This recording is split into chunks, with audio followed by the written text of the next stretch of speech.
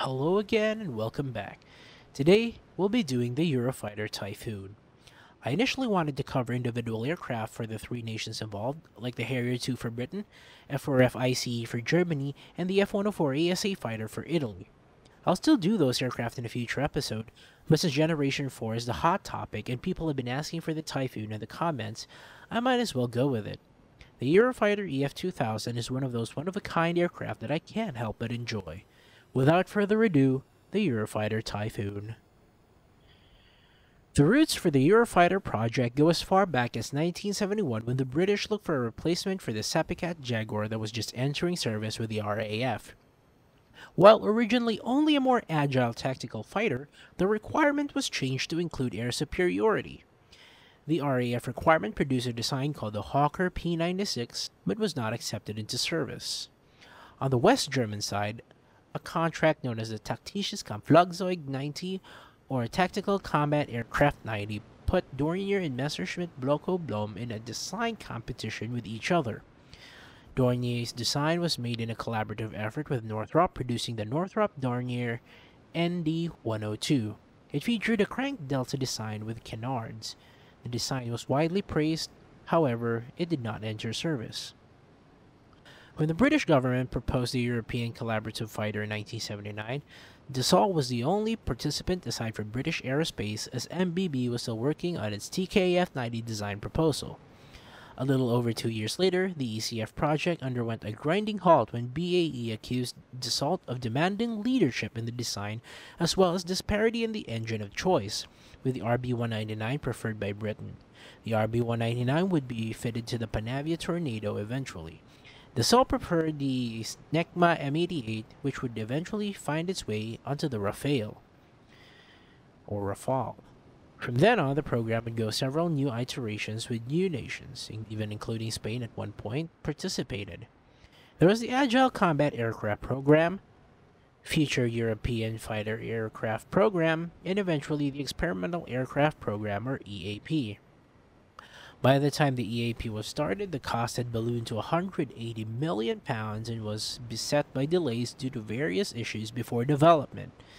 It wasn't until 1997 that the nations signed the contract to begin construction. The Eurofighter was finally christened with the name Typhoon in 1998. There were talks that Germany resisted this name because of its history with the Hawker Typhoon, which was coincidentally the same reason that the suggestion Spitfire II was rejected. Deliveries were completed in 2008 to the German Air Force and 2009 to the RAF.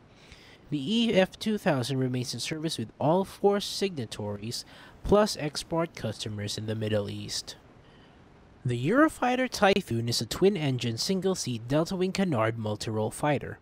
Being powered by two Eurojet EJ200 engines outputting 60 kilonewtons dry and 90 kilonewtons with afterburners, the Eurofighter tops out at Mach 2 at 11,000 meters altitude.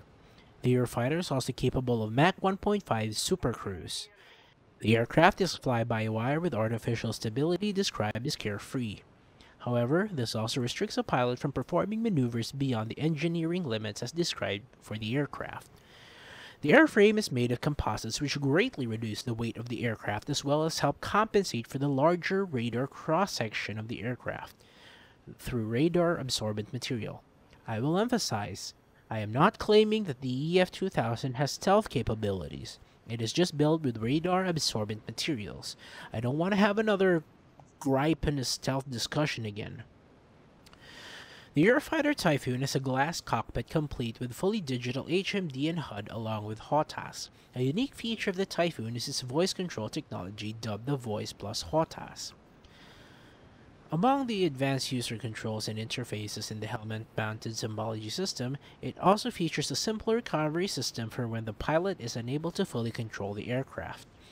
At the press of a button, the flight control system levels out the plane and places it at a gentle climb at 300 knots. The FCS also prevents low-speed loss of control by employing an automatic low-speed recovery system. The aircraft is fitted with a Captor radar. The initial variant, the Captor M, was developed from the Blue Vixen radar of the Sea Harrier and is a solid-state, mechanically scanned array radar with a track range of 185 kilometers for fighter-sized targets.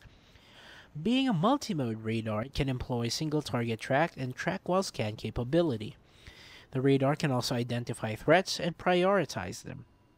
The Capture E upgrade replaces it with an active electronically scanned AESA radar, increasing range and rendering older RWRs useless. The Capture radar also acts as a terrain-following radar for navigation. There are three upgrades to the Capture E system known as the ECRS. The ECRS Mark 0 is complete and is fitted to Kuwaiti and Qatari Eurofighter Typhoons.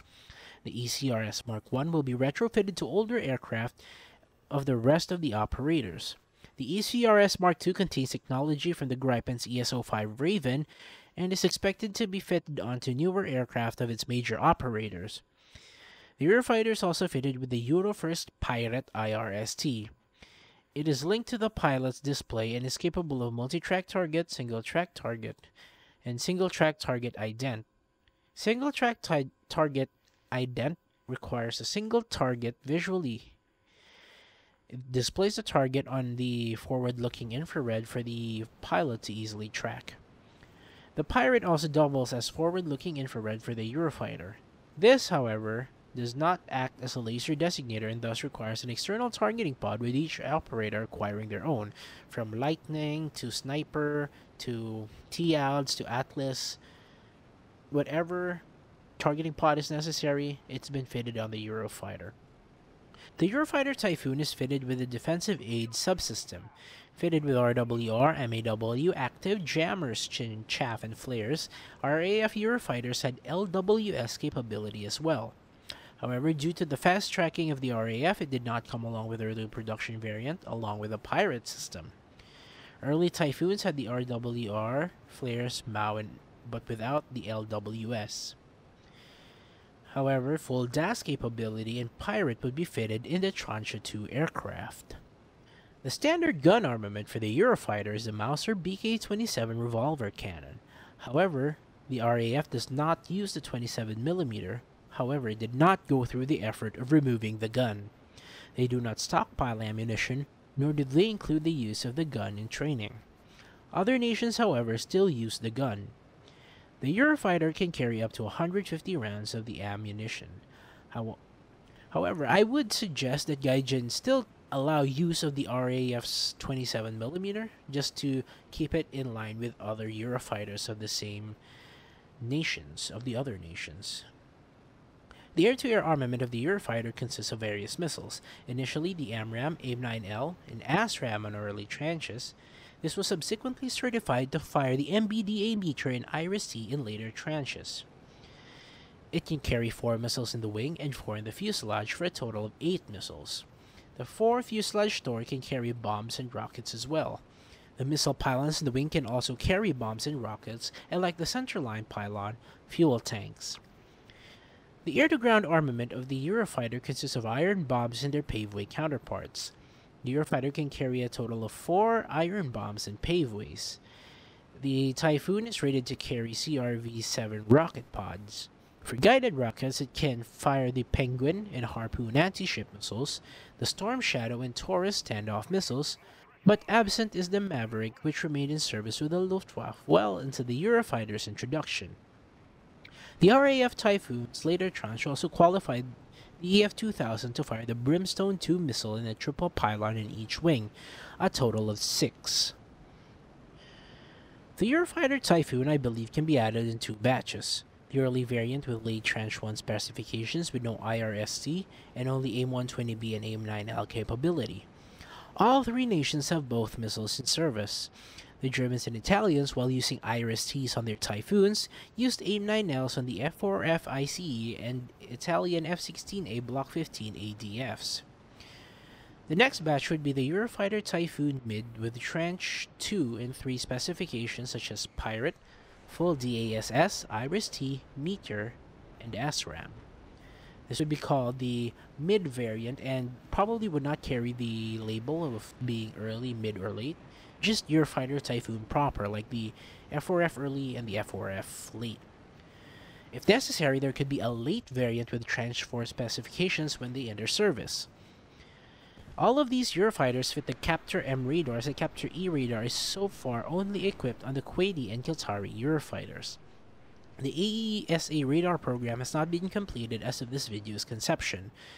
The British Typhoon can go after the FGA-2, not only because it's a multi-role fighter in the RAF rather than a dedicated interceptor like the Lightning F6, but also because the Hawker Typhoon is in that line. Cheeky, I know. The German Typhoon can go after the F4F ICE when that's added. No special reason there. It's just that it's not an East German fighter. The Italian Typhoon can go after the G91YS because the top tier 104 line are just a bunch of American designs and will probably be where the F-16 will be placed when it gets added for Italy. As for battle rating, the early Typhoon could be at 12.3 with AMRAAMs and AIM-9Ls only. The later Typhoons can be at 13.0 or 13.3 as the newer missiles in IRSD prove to be a capable threat. I believe the Eurofighter will be added as well after the Tornado is added for each nation. The research cost for each aircraft should be 400,000 each, keeping in line with my idea that Gaijin should set the research ceiling to 400,000 RP only, and only reducing it for lower tier aircraft. At 1,060,000 Silver Lines purchase cost and 350,000 Silver Lines crew cost, that should be more than fair for what is added. The EF2000 has so many amazing features and capabilities that War Thunder cannot simply do justice in its current state. Even if Gaijin improves the game significantly, features like fly-by-wire and voice commands just won't simply have any use in game. Though that doesn't mean it shouldn't be added. It should really be added, otherwise Britain, Germany, and Italy won't have anything for late 4th generation fighters. Stuck with their Panavia Tornadoes, I doubt it would be fun when everyone's flying around in Strike Eagles, Su-35s, Rafales, and Gripens, and Germany's stuck flying MiG-29As and Tornadoes. Personally, I would love to fly the EF2000 with the celebratory invasion stripes. I'm actually excited for the EF2000 and some of the Euro canards that are on their way now that Generation 4 is confirmed. Again, thank you for watching, everyone, and those for asking for my Discord channel. I'll try to make one real soon and update you on it. This is the Dr. MD, safe skies and Godspeed.